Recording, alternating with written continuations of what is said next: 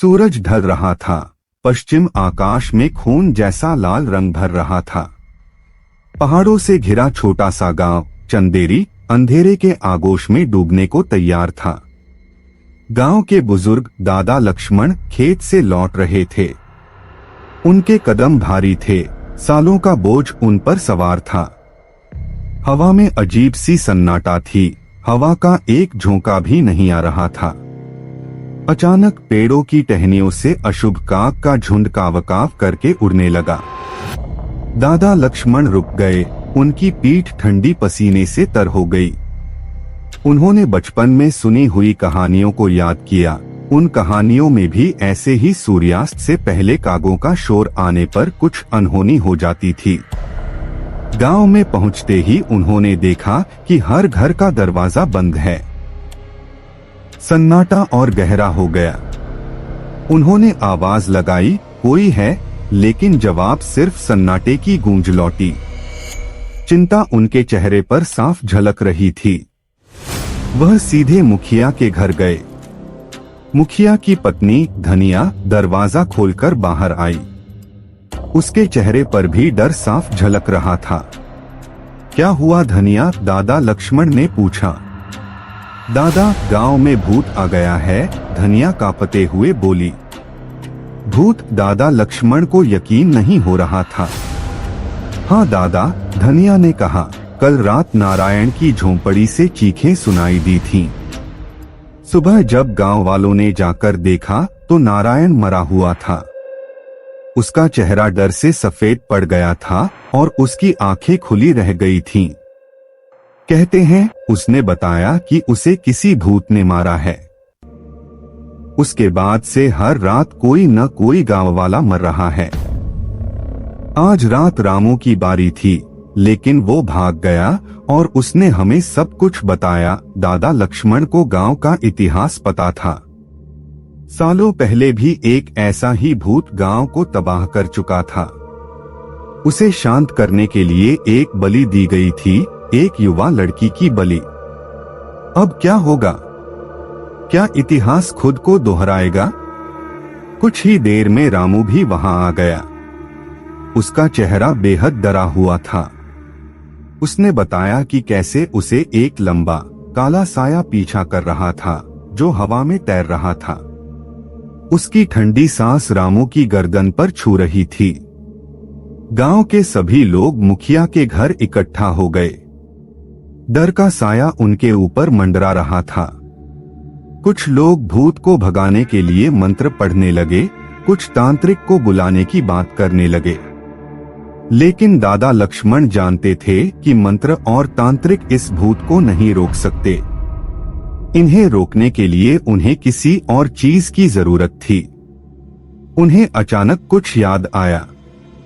गांव के सबसे ऊंचे पहाड़ पर एक गुफा थी जहां सालों पहले एक तपस्वी रहता था। कहते हैं उसने भूतों को काबू करने की विद्या सीखी थी। दादा लक्ष्मण जानते थे कि यह खतरनाक हो सकता है, लेकिन उन्हें गांव को बचाना था।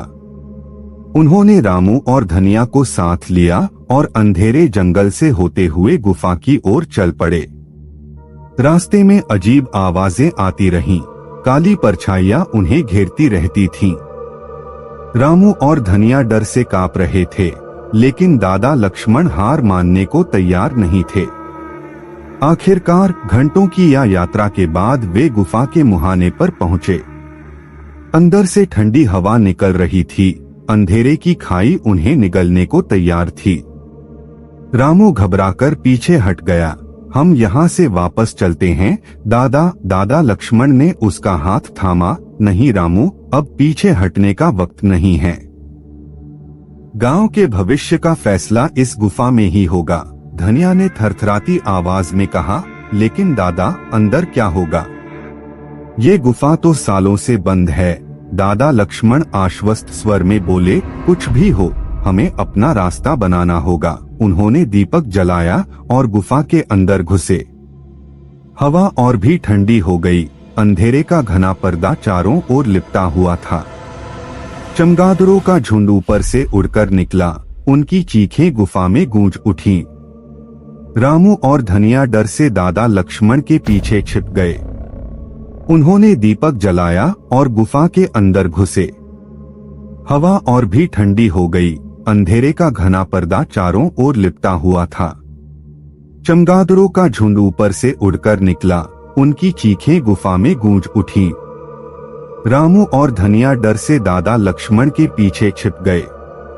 दीपक की रोशनी में उन्हें दीवारों पर चित्र बने दिखाई दिए। ये भूतों और मंत्रों के चित्र थे। इन चित्रों को देखकर लगा कि शायद तपस्वी ने इन्हें भूतों को काबू करने का तरीका समझने के लिए बनाया था। कुछ दूर चलने के बाद उन्हें एक बड़ा हॉल मिला। हॉल के बीचों बीच एक पत्थर का सिंहासन था और सिंहासन पर बैठा था एक भयानक आकृति। उसका शरीर काला था, आंखें लाल और चेहरे पर भयंकर मुस्कुराहट थी। यह वही भूत था जिसने गांव को आतंकित कर रखा था। भूत दादा लक्ष्मण की ओर देखते हुए बोला, तुम कौन हो और मेरी गुफा में क्या कर रहे हो? दादा लक्ष्मण ने साहस दिखाते हुए कहा, मुझे तुम्हें रोकने आया हूँ। तूने मेरे गांव को तबाह कर दिया है, अब और नहीं। भूत हंसने लगा। उसकी हंसी गुफा में गूंज उठी। तुम एक बूढ़े आदमी और दो डरे हुए बच्चों के साथ मुझे रोकने की सोचते हो? मूर्ख, तुम सब मेरे खाने के लायक भी नहीं हो। धनिया डर से चिल्लाने लगी। रामू दादा लक्ष्मण से चिपक गया, लेकिन दादा लक्ष्मण हार मानने को तैयार नहीं थे। उन्हें चित्रों में याद आया था कि भूत को मंत्रों से कमजोर किया जा सकता है। उन्होंने जोर से मंत्र पढ़ना शुरू किया। उनकी आवाज गुफा में गूंज उठी। मंत्र के प्रभाव से हॉल में रोशनी भर गई, जिससे भूत की शक्ति कमजोर पड़ने लगी। वह गुस्से से दहाड़ा, लेकिन दादा लक्ष्मण नहीं रुके। उन्होंने लगातार मंत्र पढ़ना जारी रखा। उनकी आवाज में इतनी ताकत थी कि उसे कोई रोक नहीं पा रहा था। आखिरकार भूत असहनीय पीड़ा को सहन नहीं कर सका और वह चीखते हुए धुआं बनकर गायब हो गया। गुफा में सन्नाटा छा गया। केवल दादा लक्ष्मण की सांसों की आवाज सुनाई दे रही थी। कुछ देर बाद रामू बोला, दादा क्या हो गया? भूत कहाँ गया? दादा लक्ष्मण ने थकान से सांस ली। उसने हमें परेशान नहीं करेगा। अब धनिया ने गुफा से बाहर निकले। उगता हुआ सूरज आशाएं लेकर क्षितिज को रंग रहा था। गांव की ओर लौटते हुए राह आसान नहीं थी। थकान उनके हर कदम में झलक रही थी। फिर भी राहत और जीत का भाव उनके चेहरे पर साफ दिख रहा था। गांव पहुंचकर उनके सामने जो दृश्य आया, उसने उनकी खुशी को पत्थर कर दिया। घरों के दरवाजे खुले थे। गली सुनसान पड़ी थी। कोई हलचल नहीं थी। हवा में सन्नाटा का राज था। रामू चिल्लाया, गांव वाले कहाँ हैं? उनकी आवाज गूंजकर वापस लौट आई। उनके दिलों में घबराहट की धुन बजने लगी। वह मुखिया के घर गए। वहां भी ताला लगा था। दादा लक्ष्मण का चेहरा उतर गया। उन्होंने सोचा, क्या भूत वापस आ गया? अचानक ही जंगल की तरफ से भागकर एक लड़का आया। उसका नाम रतन था। वह रामू का दोस्त था। उसके कपड़े फटे हुए थे, चेहरा डरा हुआ था। उसने हांफते हुए बताया, आज सुबह जंगल से अजीब आवाजें आ रही थीं। गांव वाले डरकर उसी तरफ भाग गए। उन्हें कुछ राक्षसों ने घेर लिया है। वे हमें बचाने के लिए कह रहे हैं। दादा लक्ष्मण ने तुरंत फैसला लिया, हमें उनकी मदद करनी होगी। रामू डर से पीछे हट गया। राक्षसों से लड़ना नहीं दादा, यह आत्मघाती होगा। धनिया ने उसका हाथ थामा। रामू, हमारे गांव वाले मुसीबत में हैं, हमें उनकी मदद करनी ही होगी। रतन भी उनका समर्थन किया। हमें एकजुट होकर लड़ना होगा। दादा लक्ष्मण, आप भूत को हरा सकते हैं तो राक्षसों को भी हरा सकते हैं। अपने लोगों की हिम्मत देखकर दादा लक्ष्मण का हौसला बढ़ गया। उन्होंने गांव वालों को इकट्ठा करने का आह्वान किया। गांव की महिलाएं लाठियां ले आईं, पुरुषों ने मशाले बनाई। जंगल की ओर चलने से पहले दादा लक्ष्मण ने धनिया और रतन को गांव की सुरक्षा की जिम्मेदारी सौंपी। जंगल का वातावरण भयानक था। पेड़ों की टहनियों से अजीब आवाजें आ रही थीं, हवा में खतरे की गंध थी। अचानक झाड़ियों के पीछे से ह्यूमर जैसी आकृतियां निकली। उनकी आंखें लाल थीं, शरीर नुकीले पंजों और दांतों से लैस थे।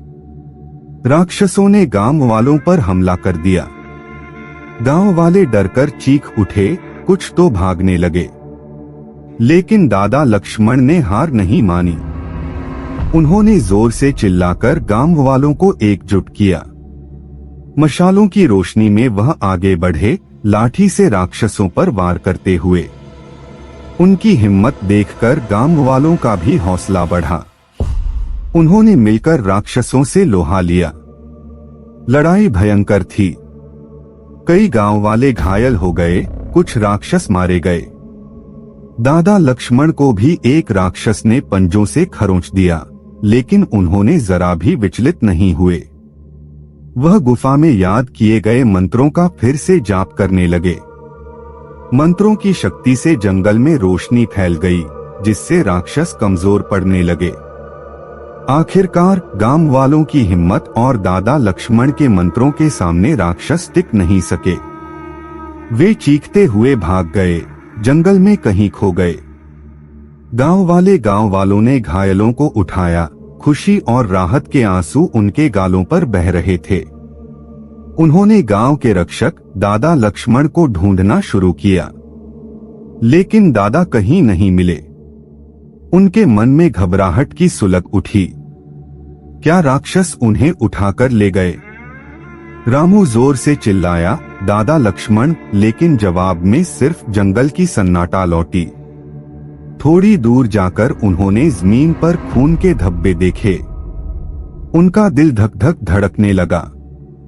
खून के निशानों को फॉलो करते हुए वे एक पेड़ के नीचे पहुंचे और वहां जो देखा उसने उनके पैरों तले जमीन खींच ली। दादा लक्ष्मण जमीन पर बेसुध पड़े थे। उनका शरीर खून से लथपथ था। उनके सीने पर एक गहरा घाव था, जिससे लगातार खून निकल रहा था। रामू जोर से रो पड़ा, नहीं, यह नहीं हो सकता। धनिया दौड़कर उनके पास पहुंची। उसके शरीर में झटके आ रहे थे। उसने तुरंत अपने कपड़े फाड़कर दादा के घाव को बांधा। गांव के बुजुर्ग झाड़ फूंक करने लगे, लेकिन दादा लक्ष्मण की सांसें कमजोर होती जा रही थीं। उन्होंने आंखों को खोला और धीमी आवाज में कहा, बेटा रामू, मेरा समय हो गया है। तुम गांव की रक्षा करना, कभी हार मत मानना। उनके शब्द रामू के दिल में तीर की तरह चुभ गए। उसने दादा लक्ष्मण का हाथ थामा। नहीं दादा, आप जिंदा रहेंगे, हम आपको बचा लेंगे।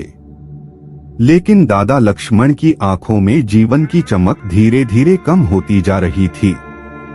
उन्होंने आखिरी बार रामू को देखा और फिर उनकी सांसें हमेशा के लिए थम गईं। गांव में शोक की लहर दौड़ गई। जिस बुजुर्ग ने उन्हें भूत से बचाया था, उन्हें राक्षसों से बचाया था, अब वो खुद नहीं रहा था। हर किसी की आंखों में आंसू थे, उनके दिल दुख से भरे हुए थे। उन्होंने दादा लक्ष्मण को पूरे सम्मान के साथ अंतिम विदाई दी। जंगल के किनारे एक ऊंची पहाड़ी पर उन्हें दफनाया। दादा लक्ष्मण की मौत गांव वालों के लिए एक गहरा सदमा थी, लेकिन साथ ही ये उनकी हिम्मत को और बढ़ाने वाली भी थी। उन्होंने दादा लक्ष्मण की बातों को याद किया, उनकी त्याग और बहादुरी को सलाम किया और गांव की रक्षा करने का प्रण लिया। हालांकि राक्षसों का खतरा टल गया था, लेकिन एक सवाल उनके मन में कचोट रहा था, आखिर दादा लक्ष्मण को किसने मारा? क्या राक्षसों का कोई सरगना था, या फिर कोई और खतरा गांव पर मंडरा रहा था? रामू ने गांव वालों को इकट्ठा किया और इस रहस्य को सुलझाने का फैसला किया।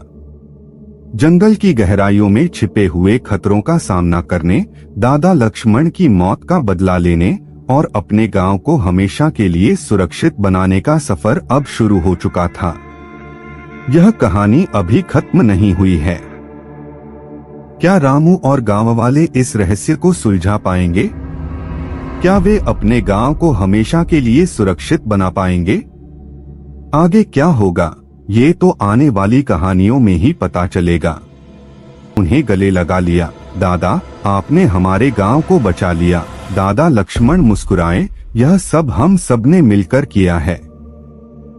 तुम दोनों ने भी हिम्मत दिखाई। अब हमें वापस गांव चलना चाहिए, वहां जाकर सबको अच्छी खबर देनी है।